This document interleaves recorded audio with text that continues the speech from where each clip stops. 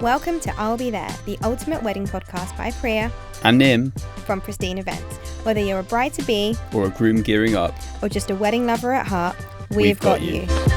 Hi guys, welcome back to another episode of I'll Be There with Pristine Events. I'm Priya. I'm Nim. And today we are talking about dances. Dances. Your favourite. I love dances. You do? I couldn't dance before. You couldn't dance before? Now I can. You actually are good. The Thank issue you. with you is you hate the idea of it because you don't know it, and then when you get into it, you're like, I love this. This is so much fun. But that's what you did for our destination wedding, as in our own one, where you tricked me. You told me that it was going to be like 3 songs, and then every week we had a dance instructor, shout out Devani Dance, who'd come and then teach another song. I get really pissed off after about like 40 minutes or so of rehearsing. I'd just be like, storm out. I'd just be like, that's enough now. And then you do your like solo bits, and the next week be like, okay, should we go over? And like, obviously it's hard when there's like an external person there, and I'm just like having to show my true colours of frustration and impatience. I think she could tell you were frustrated and impatient, but she believed in you. I was. So. Yeah, and then you loved it in the end. Yeah. Well, actually, on the day of the dance, I had a mini panic attack because I feel like because there was so much going on. Yeah. We hadn't practiced it in so long. Yeah. Like having been practicing it like 3 times a week for God knows how long. Yeah. And then during the wedding period, like for 3 days of just like talking to people and like organising the wedding itself, I just hadn't like thought about it for so long, and I was like, oh my God, I've forgotten it, and then it was fine. And you loved it. Yeah, it was pretty good. Thank you. I love dances, and I think it's because you're a dancer. I'm a professional You're dancer. a dancer. I enjoy dancing, and I've done dancing like through, I guess, school and uni. And I think that's why for me and for our wedding, because I've done loads of dance shows and I've done different types of dance, I really wanted to have lots of different types of dancing in my wedding. However, if you're not a dancer, then it doesn't make sense to do that unless you want to try, and maybe your wedding is your time to like do a choreographed dance and do it. But if you're not bothered, then don't feel the pressure to put it in. It's definitely not a necessity. Yeah. Just like a thing to put out there. Because I think people sometimes feel pressured because on social media you see all these group dances or like solo dances or choreographed dances. Some of them are yours. Yeah. And then it can put you under pressure to do it. So if you're not into it, don't feel the need to do it. Yeah. So what are the main dances to consider? I think the most important one is the couples dance. Yeah. Some people don't even practice their couples dance. Yeah. I know that's scary for you to think about. I don't think it is. I think if you're a confident couple and you're doing a normal, casual, rocking back and forth type of dance, then you don't need to like practice at all. I think you should though. I think, the idea of swaying probably seems really straightforward. Yeah. But even little things like where's your hand going to go? Where's her hand going to go? Yeah. If she's got a massive dress, I'm not saying to put on your dress and practice, because you probably don't want to show your dress to your groom. Or if the groom's wearing a dress, he doesn't want to show it to the bride. But like just that kind of, okay, when we come off from our stage and then come from the stage or our table onto the dance floor, where are we meeting? Are we coming from different sides? Yeah. And then do we meet in the middle? Yeah. So when does the song actually start? Yeah. And then, who's actually leading? Yeah. Are you going to do any sort of like leans and twirls? Is that even going to be possible? Like you have to imagine that you're wearing a big dress, which you probably are. Yeah. No, I agree. I think you should practice. I don't think it's necessary to, but I agree exactly like you. I think if you can't wear your dress, wear a similar dress, like a long dress, just to practice in the length. But also shoes are really important. Like if your heels are uncomfortable or quite high, or if you don't feel confident dancing in them, change to flats. Or for our choreographed dance for our civil, I changed to heels, but they were like really small block heels, so I knew that I was fine with them. That's why I wore flats. Yeah. Or some people wear trainers, like you can't see it, so that's a good thing. And I don't wear trainers. Why? You can see it. No, but if you were doing a complicated dance, if you've got a long dress, it's not naff. I've seen some brides wear them. They get them personalised, and they put like Mrs. and like all that stuff on it. Mrs. what? Naff. Anyway, just be comfortable is the point. And I think the groom should also practice in his shoes, because when the tux shoes are like really new and shiny, it can be quite slippy, so you need to just practice wearing those. It's like that episode of Friends. Which one? The one where Chandler hasn't practiced in his shoes and they're too slippy. For his first dance? Yeah. Oh, it's like a whole episode. Didn't we watch that whole their wedding recently? Yeah, somebody wasn't paying attention. Sorry. So I think if you are going to practice, do that. And then I think if you're not doing a choreographed dance, but you don't want to just do it ad hoc on the day, a good thing is, like you said, to add in a couple of things. Even things like spins, again, looks really easy, but like a little tip, I don't know if anyone's watching this on YouTube, probably not, but like when the groom is spinning his like bride, make sure you're not holding the hand like this, because it restricts it. You need to just hold like 1 or 2 fingers daintily, and then the bride fingers will just like move around, rather than this, because then you're like really restricted and it looks really awkward. And also make sure there's enough space between you both. So that's like a cute thing you can put in. And then the other thing is what I love, you know, like the little spin and then dip. But again, those things definitely need practice, because they're actually harder than they look as well. Especially when you're like dip and hold for the camera and hold. I'm like, yeah, like, you know. The best is when you're trying to like lean me back up. I'm like, no, 3, 2, you like push 1. back. I'm like, I'll let you go. It's because I'm doing it to the beat, because we practice like we spin, we dip, we go 4, 3, 2, 1, and up. You're like done after 2. Yeah. And I'm like, no, babe, we've got to stay for the whole 4 seconds. Oh, well, then you dip me. Okay, carry on. So, so I think decide if you want to do a not choreographed dance, semi-choreographed or choreographed. Or like break into a medley like we did at our civil. Yeah. So that can come down to song selection, really. So I think with the whole choreograph element of it, though, get a choreographer. We used Dhvani Dance, who was amazing, for our Indian wedding. Who did we get for our civil? We got the wedding, I should really know this, the wedding dance school, wedding coach. But they're actually in America, but they just did give us lessons over Zoom. So we flew out, and I'm joking, we didn't. We gave us lessons over Zoom, but it was just for the mixed up. Me and Aline had choreographed, my friend, but the slow dance bit, I wanted it to be like, I wanted to do some cute slow dancey moves, like the spin, the dip, the lift, the twirls. That's what I mean, like they seem so obvious. Like one of them was like a side lean, which just seems like, okay, you just hold it, but it took a while to actually master it. But then we also wanted to do other things like big lifts, like the dirty dancing lift. Well, it wasn't quite that, but it was similar. Why wasn't it? Because you didn't hold me up like that. Didn't I? What did I do? I was on your shoulder. You're upset about that? Yeah. I wouldn't have wanted you to have attempted to do that. Like, imagine if I fell. I don't think I could. No, let's do it now.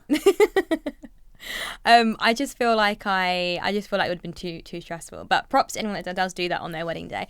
So yeah, I think in terms of get a choreographer. And I think if you're a shy couple, if you've never danced before, even like just general slow dance, it might be an idea to just do a couple of sessions with them, just to, like you said, know where your hand positions are, know how to do some simple twirls, understand your song, so you know when the main bits are to do a dip to or a lean to, because they actually look really nice in photos as well. So I think definitely consider that if you've never danced before and you're nervous. Then the next thing is to think about the type of first dance you want to do. Like, is it just a simple slow song, like a love ballad or one of your favourite songs? Are you doing a medley like we did for our civil? So for that, I wanted the beginning bit to be a slow song, and then I wanted it to go into some of like our favourite fast-paced songs. So we did a bit of Grease, we did a bit of classic, and then we ended with Wifey, didn't we? There was a real mix of songs. There was no theme. I literally was just like, I want to pick some of my favourite upbeat songs and then just do some choreo to it. So I think, again, just make sure it reflects your personality. There's no right or wrong. In picking the song choices as well, don't feel like you just have to pick a slow song. You can do more of like a vibey, and then if you that's can make your personality as a couple as well. Like if you're not really into the whole like looking to each other's eyes and like slow dancing, I think at least one of them, if you're having multiple songs, I think at least one of them should be a song that means something to you. It will just be, especially on the day, like you just kind of feel the emotion of it, and it'll be like a nice. Yeah, I agree. But on that note, if a song that means a lot to you is, for example, like an upbeat song, I've seen a lot of people get like acoustic versions of it. So it's still the same lyrics, but it's more wedding appropriate. And you could even mix it so the beginning bit is a slow bit and then it goes into the upbeat version of it. So I think that's quite a good tip. And nowadays they have like acoustic versions of everything. Yeah. We heard one of Just AI it. We heard one of WAP the other day, and it was actually really weirdly good. So there's a slow version of everything. So I think, like you said, make sure it's meaningful. Yeah. What about when you should do the first dance? Because the way that I see it is that when you're coming into your reception, you either do it as soon as you come in. Yeah. But you can't really do that if you're then going to do a cake cutting. Yeah. Or you cut the cake and then move the cake out of the way, then do your first dance. Yeah. Or you do it where you're opening the dance floor. Yeah. Which I think is the best way to do it. I do, unless you're doing a complicated first dance and then you are going to be nervous about it or feel like you can't but if you're doing eat. a complicated first dance, in your own words, you said you need to wear trainers. So what you're gonna, if you're gonna do it when you come in, you're gonna come in wearing trainers. You're gonna come in, cut the cake, then change into trainers. And what is everyone else gonna do? Just faff around for a bit. If you're doing it just before the dance floor opens, there will be like food being served, other things happening just before that. Bride can go get ready, change her outfit, whatnot. Nobody's paying attention to her, and then she can get ready, and then the dance floor can open. That does make the most sense. It's just like if you would have eaten and if you're doing like spins, twirls, dips, like I just feel like you've got to be conscious. The bride rarely eats or drinks on the wedding day. I literally ate and drank at our wedding. Okay. That's definitely the most practical way, and that's what most people do. They do the first dance and then open the dance floor, so I agree. But for example, for our civil, for that exact reason that I was nervous about our lift, because I kept having visions of like either like my dress like slipping or like falling and just whatever. So we did it in between starters and mains. So we cut the cake, we did entrance, cut cake, and then did starters. No, we didn't. Yes, we did. No, we didn't. Yes, we did. No, we didn't. I swear to God, we didn't. Because then we brought people onto the dance floor. Yeah, and then at the end, and then the dance floor opened. We didn't. We definitely didn't. It was at the end. Oh, maybe it was speeches in between. Yeah. Are you sure? Yes. Okay, fine. We opened the dance floor. Oh, then in that case, maybe then I did my speech in between starters and mains. So then it wasn't like my speech and my first dance at the same time. I love being right. For God's sake, you're going to hold this over me now. Okay, fine, yeah. But otherwise, yeah, I think that makes sense. And also, it's quite a nice order if you have groom speech, and at the end of his speech, I always think it's really sweet when he goes, "I'd like to invite my new wife to come and do my first dance with me." So I think that makes the most sense. But we have seen some do it on entrance, like you said. What about first dance aside? Yeah. What about the other dances that you have? So, again, it's not the norm to necessarily have other dances, but if you are going to have them, people sometimes do bridesmaid like entrance dances, and they're not like dances per se, but it's like entrances, but they're like vibey and they dance in, so that's quite nice. And only do that though if you've got confident bridesmaids, groomsmen, family members. Like, don't make them do that if they're really awkward and they hate it, because it's just, it doesn't give. Would you say that my family members loved the idea of doing an entrance dance? I actually think they did. Have you met your brother-in-law? Yeah, he loves it. Yeah. I don't think my parents were like, "Yes, Bri, I can't wait to do a choreographed dance." Did you watch the video? They were also loving it. Yeah, they looked so happy afterwards. A bit like me, actually. Like, once it comes down to it, like, they enjoy it, but the idea of it is just like, why are we doing this? Yeah. Well, my dad definitely loved it. I'll tell you that for free. He was laughing it up. But yeah, so I think just. But we have also vibey bridesmaids and groomsmen and stuff as well. So we knew like entrances would be good. So I think yours was good. They tried. Your groomsmen tried. But they don't have to be good dancers. They need to just bring good energy. And so you don't have to do a choreographed dancing. But if you want to do bridal party entrances, pick good songs. Make sure they've practiced beforehand. And I don't mean practice dance moves. I just mean like practice walking in a beat, just so they don't look awkward. And most importantly, let them know what they're doing when they walk in. Yeah. And then what they do once they've got there, right? Yeah, that's what I mean. Do they like crowd around the dance floor? Do they find their seats? Yeah. And if they are going to crowd around the dance floor, just bear in mind, if there's lots of them, it might block your entrance in, or it might take away from your entrance. Yeah. So we always prep the bridal party if they're doing entrances. Like, we cue them when to go in, we tell them how to come in, and we tell them exactly where to stand so that the bride and groom are still visible. So if you don't have a coordinator, which you should, make sure you've gone through that, and if possible, do a little rehearsal with them as well. So that's one kind of other dance. Another dance that people might have is like the choreographed group dances, and this can be, people sometimes do it like family dances, so like cousins, or they do friends dances, like either joint or separately, so like bride's friends will do one, groom's friends will do one. So that, we've seen quite a lot of those, or joint ones. With those, just make sure that they're not spontaneous. Like, have someone choreograph them. It doesn't have to be a professional choreographer. Normally it's someone in the friend group that can dance. Make sure they've had rehearsals. Make sure they have formations, which is really important. Like, where is everyone standing so that you can be visible? Please don't just come onto the floor and just be in random positions and people are blocking each other. Like, it just looks messy. And this goes back to my original point of don't just do a dance for the sake of it. Like, if people are committing or wanting to do a dance, and hopefully it's because they're taking time and effort to make it good. I mean, I think on the note of group dances, I think where possible, which kind of goes against everything we said about speeches, but I think you should just make one big group dance. Yeah. That's my preference anyway. Just Yeah. because it's like, if you've got like 4 of them, like your cousins from abroad, and then your friends, and you're this and you're that, it's just like, plus the speeches, just like long It's a as lot. hell. Whereas like if you just make a medley, also if like some of them are going to be like not that good, like, it's fine. It's just like, oh, okay, then this is like the friends, and there's like 3 people just like swaying and clapping. That's fine, because then it leads into the next bit of the dance. Yeah. And that does require somebody to kind of be like managing all of it, and Yeah. like doing the mix and making sure it kind of makes sense. Yeah. And if there's people in different parts of the dance, like they're kind of going to the right side of the stage and able to come back on again. But yeah, like, I think just make it into one sort of big-ish dance. But again, unless like I've seen it actually when we went to one of my family friends' weddings, they had a really sick dance at Hilton Scion Park. I think it went like viral. I don't know what viral means, but like there was a lot of views on it because they had like a proper like choreographer who choreographed the whole thing, and it was like really good. But then you see other ones where it is like 15 minutes long, but it's just 15 minutes of just like nonsense, just like again swaying and clapping. And we were at that wedding the other day, and Paragon, shout out our boys at Paragon, they were just like, okay, I kind of thought that was going to be a bit more choreographed. It was so funny when he said it, because like they had like really built up this dance, and they were just sort of just like 30 hands in seconds, the wasn't air, it? like just like sort of doing this, and then they finished. And the girls' bit was really good, but the boys' bit was just like shambles. No, I agree, and I agree with your medley bit as well, because that way everyone can be involved, everyone has their songs, but it avoids that whole group 1 on, group 2 off, intro, exit, and then invite another group up. Like, everyone's there ready, just get it done.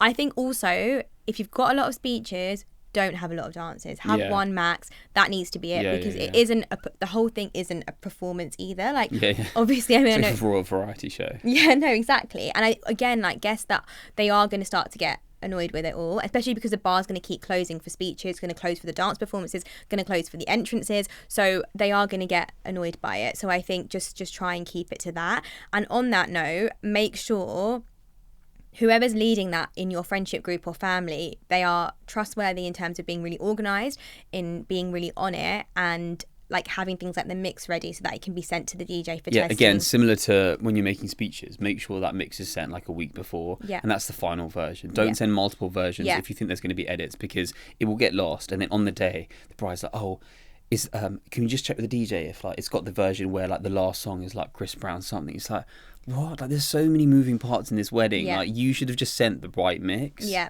Or they'll be like, can you, actually, they don't even say anything. I go to the DJ to be like, okay, have you got all the mixes? And they're like, yeah, but I don't know which one's which. They're not labelled. One's 3 minute this, one's 3 minute that. And luckily I checked, because he was about to play the boys mix song for the girls dance that was going on. So luckily I had to go and check, because none of it's Boys been probably labelled. wouldn't even realise, just like freestyling. Yeah, honestly. But luckily, so it hadn't been labelled. So luckily I checked. I went to the bride's side, the bride's friends who were doing the dances, and I was like, how long is your track? And then I had to figure out which one it was based on the length of it. So just Another avoid... wedding safe. Yeah, day in on the it, but life that's what of I Christine. mean. Nobody knows all the things that we save, and it's so upsetting because you can't, like, it's not a physical thing. But like for that, if we hadn't been there, he would have pressed play, it would have been the boys' song, they'd have been like, that's not our song, that's not our song. And then it would have been awkward because they would start again. Yeah. So just label it as well. I hear you.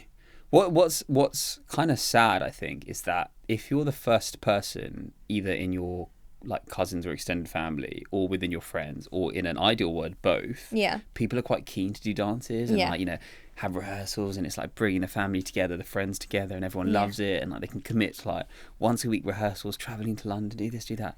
If you're like the last friend in the friend group, or Yeah. you're the youngest cousin, Yeah. people are just like fed up of it, and you should be aware and have the self-awareness to know if you're that person, and it's not necessarily your fault, but if that is the case and you're like, I want a 15-minute dance, like, you know, you don't want people to be doing it for the sake of doing it, kind of doing it without love or like care to actually make it good, and then it doesn't end up being, you know, 10 people in the dance, it ends up being 3 people in the dance. That's not the worst thing in the world, but then make sure those 3 people are good, and just make a good, like, whatever few minute performance of those 3 people. Yeah. But don't try and make it something bigger because your older sister did a wedding and like the cousins did it for that, so like it should be like that for yours. Like, it doesn't matter, it's okay. Like, a lot of these dances like merge together after a while, and like when Yeah. people think about it, just be like, yeah, that was my wedding that the dance happened, even though it wasn't. Yeah, no, that's true. I think you just have to make sure and like know your family and friends and know if they're going to actually commit and do it, or if they're just going to turn up on the day and just Yeah, as in like I be say a this from mess. experience as well as a dancer, inverted commas. But like in our friend group, like when the first person got married, like we used to go to central London. We went to ULU, like UCL, the union, because they don't check your ID when you go in, and like do rehearsals there. And like we do it like sometimes twice a week for like a month. Yeah. Which is like a big commitment. And then it comes to like 4 years later and you're doing the same thing and you're like, sorry, I can't come. Sorry, I've got kids. Sorry, I've got this going on. Like, can't come. I'll just watch it on my phone. And then it's like, it's not really the same. It's also not as fun. Like, as part of the process, you're kind of doing it because you have to. If you're part of these group dances, because quite often they'll do the medley and the bride and groom will like jump in at the end as a surprise, or the bride will jump in with the bridesmaids and the groom will jump in with the groomsmen, which I also really love. But if you are part of it, actually what a really nice thing to do is make it part, so that it doesn't, at the end of the day, people are taking out a lot of time and effort to do them. So I think a nice thing to do is make it like an evening. So once the rehearsals are done, like go for a social, go and get food, or if you're doing it at your house, order some pizza in, like do something where it feels like you're not just like, okay, rehearsal time, okay, bye. So we did that for, again, this same friend's wedding. I mentioned him last time. Midday, he's going to love it. But he was like the first person in our friend group to get married. And again, it was like a really fun thing to do. Like we'd meet up, like go for drinks afterwards, blah, blah, blah. But then it also meant that like in the lead up to his wedding, the groom is like, hey guys, like, can you come around and help? We're like, oh no, we're all busy. And he's just like, he's like king of FOMO, but also was a bit like, wait, why is no one like free to help me out? Because we're like rehearsing this dance for his wedding. I didn't know it was a surprise. Yeah. Fine. That was an actual surprise. Like, but these days, like, it's never really a surprise. Everyone knows that. So on that note of surprise dances, if you are planning to do a surprise dance for someone, let someone know, because they obviously, if the bride and groom don't know, they wouldn't have put time in the timeline. Yeah. So hopefully you'll have a coordinator or planner or someone. So try and just let them know so that they can factor that buffer time in, because otherwise it's going to really mess up the catering and stuff if we just get sprung on us on the day, by the way, we're doing a 15-minute long dance. Yeah. And again, very similar to what we said in our episode about speeches, like not to be ageist, but also to be ageist. If you're surprised, if you're like the parents of the bride and groom, fine, like do a surprise dance, even if it's a bit like not fantastic, that's fine, because it's really sweet.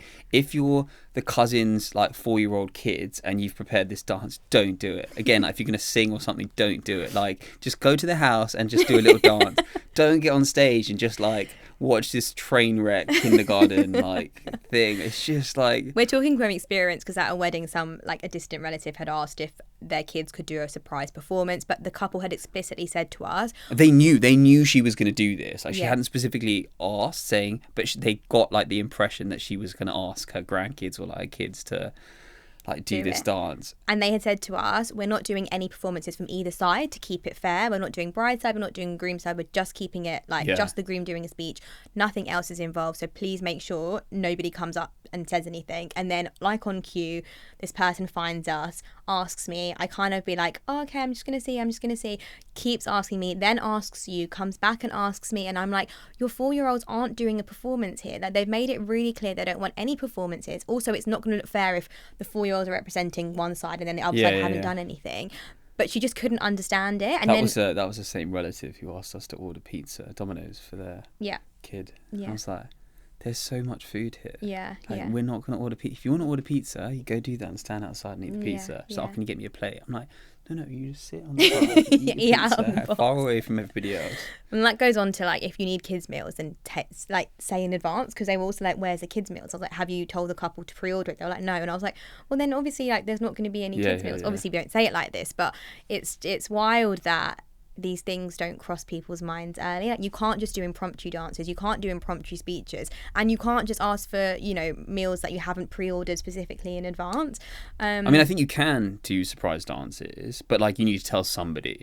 And like, find that somebody, if it's like the bride's sister or the maid of honor or someone, and they can feed that back to us, or they can feed that back to the DJ or someone to incorporate it. Like, on the note of kind of surprise dances, what are like cool things that you've seen? Because I don't think we've seen like a flash mob, but I really want to see like an actual organic, I think I've said organic a few times, but like a really like proper flash mob where like people are coming from the dance floor. Like there's ones where like people are sort of like, oh shit, we're in the dance. That's not a flash mob. I want to see one of those. No, I haven't seen one either. Shall we do one at someo's wedding? Watch me and you start going on the dance as floor. the coordinators. Just get up and just be like, Oh, I have seen, I know this isn't dancing, but like the whole singing waiters thing. Yeah, we've seen that, yeah. Yeah, where they like pretend to be waiters and then they fall and then they go up and then do a performance. Okay, So I this guess is a dance episode, Bria. no, I know, but I'm just saying. So Okay. in theory, you could do something similar where you have people dressed up or people in the background, and then they start doing Yeah, the yeah. dance. I've seen actual professional dance performances at weddings, which is quite cool. If you're not, but you don't like them. I just, again, I think that makes it seem like you're putting on a show. Like, obviously, like most weddings, you are putting on a show. Like, you're spunking like tens of, if not hundreds of thousands of pounds. But like, that just has nothing to do with anything. Like, it's different for when you get entertainment, for example, a saxophone player or, you know, magician or something like that. I think that's different because you're entertaining the crowd to kind of keep them occupied. But a dance, yeah, it is entertainment, but where people can dance, friends can dance, you are going to be dancing. I just don't think you then need to pay somebody else to come in and dance. Unless it's like, again, like a destination wedding, and then like it's part of the kind of culture of that location, and you've got sort of local people to come in and do like that makes sense. But if you're just doing like a reception at, you know, your standard insert venue, and then you've just like hired these professional dancers, like, I don't know, I mean, I've seen it. I mean, obviously I think professional dancers are amazing, and I think, for example, if you're like Punjabi and you get like Bhangra dancers, I think it can look really good, especially if you've got the dolls.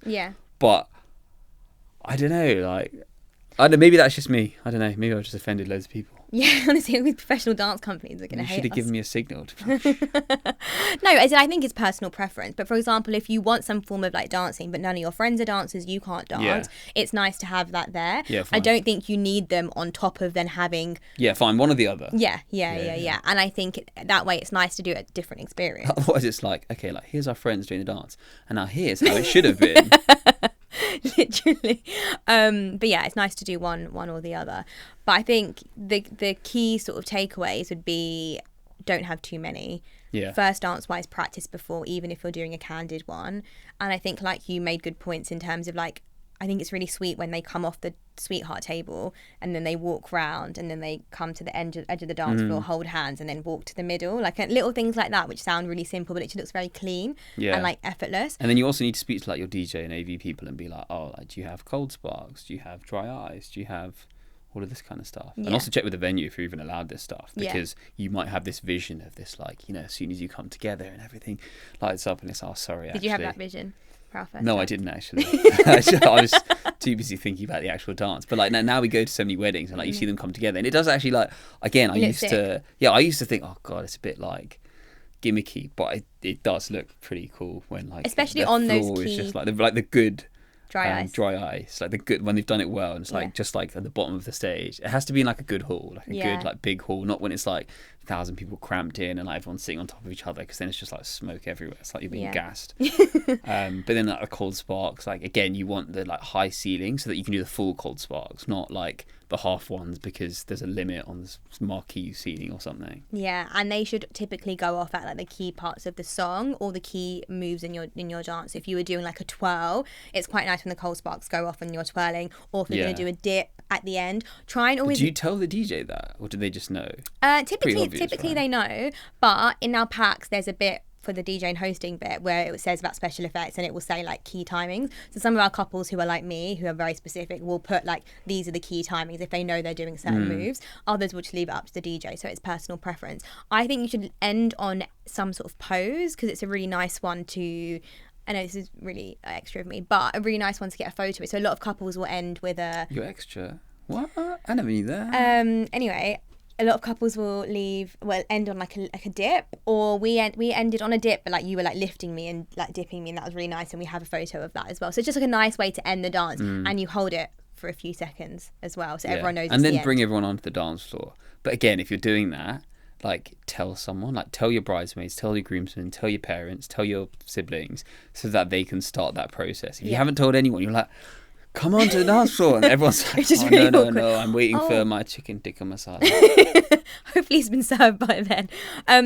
On that note, actually, for the shy brides and grooms, if I know there's some that like they don't want to do a dance or they don't want to do a dance for the full 2 minutes, tell the DJ after 30 seconds, invite couples up and like you said, pre-warn your key people. Or something I've seen done quite a few times that works really well to get people on the dance floor is get your DJ to announce and be like, the couple want one big group photo with everyone at the end of their first that's a really dance. good one, yeah. So get everyone up here and we need you all up here. But come on, ladies and gentlemen, we need you up here now. We've got 10. They do a first countdown. dance, group photo, And then then everyone's already there. Then start the and then play like a banger of a song. But don't tell people that's what you're going to do. Be like, come on, and get everyone to rush. Be like, I'm going to do a 10-second countdown. We need you up here, ladies and gentlemen, as quick as you can. And then get the photographer on the stage and get everyone to pose and then just drop a really sick beat. And that works really well. What would the beat be? Oh, God, that's a lot of pressure. Oh, I kind of wanted you to like beatbox. Or Oh, no, I mean like, sorry, I meant a good song. Like a song that everyone, like a crowd pleaser song to start it off. Like what? I don't know. It's a lot of pressure. We need to get a DJ on to discuss this. What's that favourite song of yours? Rihanna, We Found Love. That's on my do not playlist. Okay. But yeah, I think that was hopefully a good episode on dances. Look forward to seeing you all next week, guys. Take care. Bye. Thanks for listening. Please like, follow, subscribe for more.